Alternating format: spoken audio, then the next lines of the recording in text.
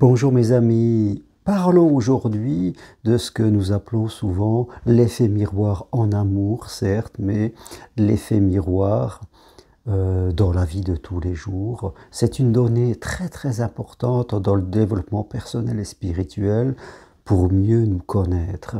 Vous le savez, nous sommes des êtres humains et nous sommes faits principalement d'émotions, de sentiments. Nous sommes faits de raisons aussi, mais souvent ce qui nous fait progresser, ce qui nous rend de la joie, du bonheur, de l'amour ou de la tristesse, de la culpabilité, tout ça ce sont des émotions et ce sont ces émotions qui sont à l'origine soit de notre bonheur et de notre ou alors du fait que nous traversons des choses difficiles. Sans émotion, on ne se poserait pas de questions, on n'aurait pas de problème. Donc oui, nous sommes des êtres d'émotion et de façon tout à fait naturelle, eh bien, nous nous créons les uns envers les autres des sentiments.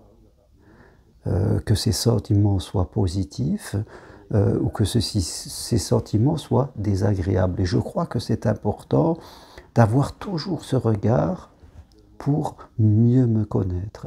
Grâce à l'effet miroir, c'est-à-dire grâce au fait que l'autre va me créer des sentiments, je vais mieux me connaître.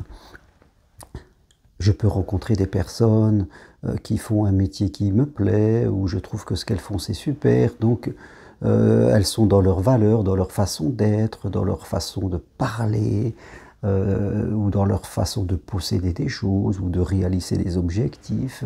Donc ces personnes vont me provoquer des émotions, peut-être positives, une envie, un désir de leur ressembler. Et ça sera important parce que ça viendra me parler, ça viendra me montrer le chemin de où je dois aller. Peut-être même que ça peut être des émotions pas très agréables, peut-être que je peux sentir de la jalousie. Alors il ne faudra pas prendre la jalousie au premier degré, mais essayer d'inverser qu'est-ce qu'il y a derrière cette jalousie, qu'est-ce qui crée en moi cette frustration, ce désir, cette jalousie, pour se connecter, je dirais, au désir que j'ai envie d'être. Peut-être que la jalousie et la frustration me montrent que j'ai envie d'avoir ce désir et je n'y crois pas. En fin de compte, je n'y crois pas, j'ai l'impression que ce n'est pas possible pour moi, j'ai une trop faible estime de moi ou confiance en moi, donc ça me crée de la jalousie et de la frustration. Alors même que si j'avais une meilleure estime de moi ou une meilleure confiance en moi, je n'aurais pas cette jalousie et cette frustration, j'aurais ce désir tout simplement d'y aller parce que je sens que c'est à ma portée. Donc, l'autre va continuellement, par les émotions, me permettre de me connaître. Je peux très bien rencontrer une personne qui a des comportements qui ne correspondent pas à ce que je ferais moi-même, donc ça va me déclencher un conflit de valeurs qui va me permettre peut-être de connaître mes valeurs, c'est-à-dire ce qui est important pour moi, ce que je trouve juste, et de connaître aussi mes anti-valeurs, c'est-à-dire ce que je veux éviter, ce que je ne veux pas faire. Donc, vous le voyez, l'autre, parce qu'il déclenche en moi, va me permettre de mieux me connaître, de progresser, des fois de m'apercevoir sur une blessure de l'enfance que je peux avoir et qui est réactivée et qui va me demander de travailler un peu dessus si c'est une blessure de... Si je trouve qu'il y a trop d'injustice, je sens l'injustice, ou je sens la peur de déplaire. Voilà, tout ça va me permettre de savoir où j'en suis et ce que je dois progresser.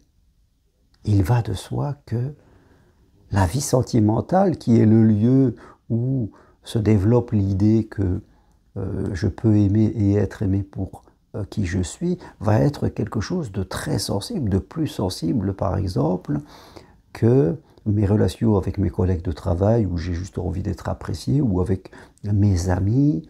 Voilà, ça sera moins profond que la vie sentimentale qui, elle, va toucher vraiment le cœur de ma personnalité. Mais là aussi, c'est important de ne pas réagir sans comprendre, c'est-à-dire de ne pas fuir, de ne pas mal interpréter et dire c'est la faute de l'autre, il devrait me créer que des bonnes émotions. Non, ce n'est pas possible. Quelque part, vous voyez, souvent les gens sont dans la fuite, sont dans la plainte, sont dans la critique de l'autre, ils vont rendre l'autre responsable de nous créer des émotions. Ils vont rendre des situations, ils vont dire que ça ne marche pas pour eux, l'amour, que sais-je. Donc on va projeter vers l'extérieur sans chercher à comprendre qu'est-ce qui se passe à l'intérieur de moi, pourquoi je ressens ces émotions, à quoi est-elle connectée, comment est-ce que je dois progresser peut-être pour réduire son désagrément. Qu'est-ce qu'elle me dit sur ma personnalité, sur mon niveau d'évolution à un moment ou à un autre. Voilà ce qui est important. Tout ce qui va se passer dans la vie, de manière spirituelle, va chercher à me faire progresser. Hein, le but de tout ce qui se passe dans mon vie, c'est pas que j'ai des pétales de rose, et fin de compte, j'ai aucun désagrément. Si j'ai un désagrément, souvent, c'est que je dois progresser sur quelque chose. Et que, fin de compte, c'est mon niveau d'élévation trop faible qui va déclencher le désagrément à l'intérieur de moi. L'autre n'est pas toujours responsable des émotions qu'il nous crée. Et rappelez-vous que nous aussi, nous créons des émotions chez l'autre. Et quelquefois, nous sommes deux à nous auto-créer des émotions négatives parce que nous ne comprenons pas ce qui se passe à l'intérieur de nous. Et où nous allons foutre en l'air une relation, alors que si nous étions un peu plus conscients, si nous avions une capacité à mieux parler entre nous, à nous dire, tiens, j'ai ressenti ça, et toi, j'ai ressenti ça, qu'on ne serait pas en train de se juger, de se critiquer, mais plutôt de s'écouter et d'essayer de comprendre ensemble, et bien là, ça serait vraiment quelque chose de superbe pour nous, et notre relation sentimentale serait vraiment magnifique. Hein, rappelez-vous que l'effet miroir va dans les deux sens. Les autres créent des émotions sur vous, et vous créez des émotions sur les autres, dont parfois vous n'avez même pas conscience, que peut-être l'autre chez lui, il n'est pas bien parce que vous avez fait quelque chose, parce que vous avez dit quelque chose qui pour vous n'était pas très important, mais c'est toujours l'autre qui prend son importance. Donc vous créez aussi des choses chez l'autre, des bonnes et parfois des mauvaises sans même vous en apercevoir, et l'autre crée chez nous la même chose. Donc, il faut travailler sur les deux sens si vous voulez progresser, c'est-à-dire comprendre qu'est-ce qui se passe en vous quand l'autre vous crée quelque chose, et en fonction de la situation, savoir le dire, et permettre à l'autre de vous dire des choses parce que vous avez créé des émotions en lui qui n'étaient peut-être pas agréables. Et même si vous, ça peut vous surprendre, vous pouvez dire, mais non, mais moi, c'est n'importe quoi, je t'ai jamais créé ça, c'est toi qui as... Non, je veux dire, l'autre a son interprétation, a ce qu'il ressent, il ne faut pas le remettre en cause, sinon on va casser la relation et l'autre ne pourra plus parler. Donc c'est important, oui, l'effet miroir en amour, mais aussi dans toute la vie, dans les relations familiales, dans les relations sociales et professionnelles, doit vous permettre de mieux vous connaître, et doit vous permettre aussi, surtout, de mieux communiquer avec les autres et de vous élever spirituellement dans votre progression en tant qu'être humain.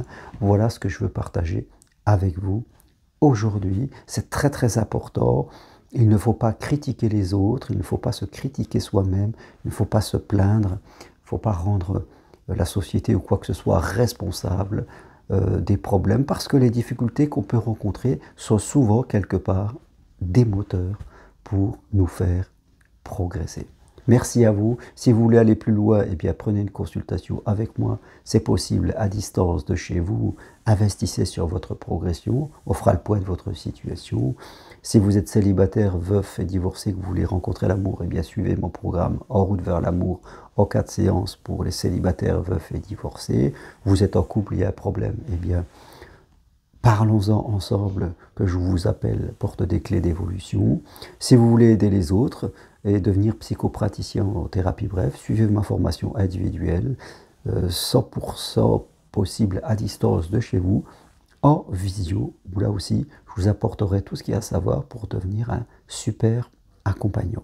Merci à vous. Toutes les infos sur mon site germainroucari.com. Merci, à bientôt. Au revoir.